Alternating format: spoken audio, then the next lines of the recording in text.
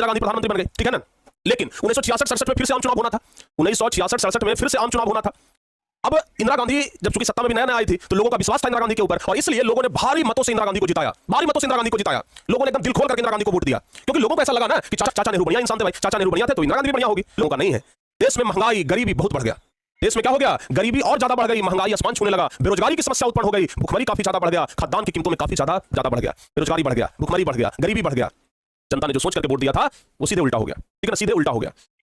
अब किसी तरीके से 5 साल तो रहना ही है भाई, चाहे उल्टा हो जाए चाहे सीधा हो जाए, 5 साल तो रहना है। 1971-72 में आम चुनाव हुआ। अब 1971-72 के आम चुनाव में इंदिरा गांधी को लगा कि भाई हम तो हार जाएंगे, अब तो हमसे कुछ होगा नहीं, क्योंकि पिछले 5 साल में जनता हमसे बहुत नाराज थी, पिछले 5 साल में कुछ ऐसा हम किए नहीं और गरीबी भुखमरी बेरोजगारी बढ़ गया है। तो इंदिरा गांधी को डर सताने लगा हारने का, कि हम चुनाव में हार जाएंगे। इंदिरा गांधी को जब हारने का डर सताने लगा और इंदिरा गांधी को लगने लगा कि इस चुनाव में जनता हमको वोट नहीं देगी, तो इंदिरा गांधी जनता को भ्रमित करने के लिए एक नारा दिया, और वो नारा था गरीबी हटाओ। नारा क्या था? गरीबी हटाओ का नारा लगाया। ध्यान से सुनिएगा।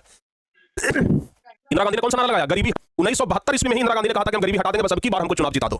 अच्छा ईमानदारी से बताओ, 72 का तो बात छोड़ो, आज 1972 से ही जुमला होते आ रहा है। सोच लो, नेता लोग 1972 से कहते आ रहे हैं कि हम गरीबी हटा देंगे, लेकिन आज 2025 में भी, यानी कि 50 वर्ष बीत जाने के बाद भी आज देश से गरीबी नहीं हटा।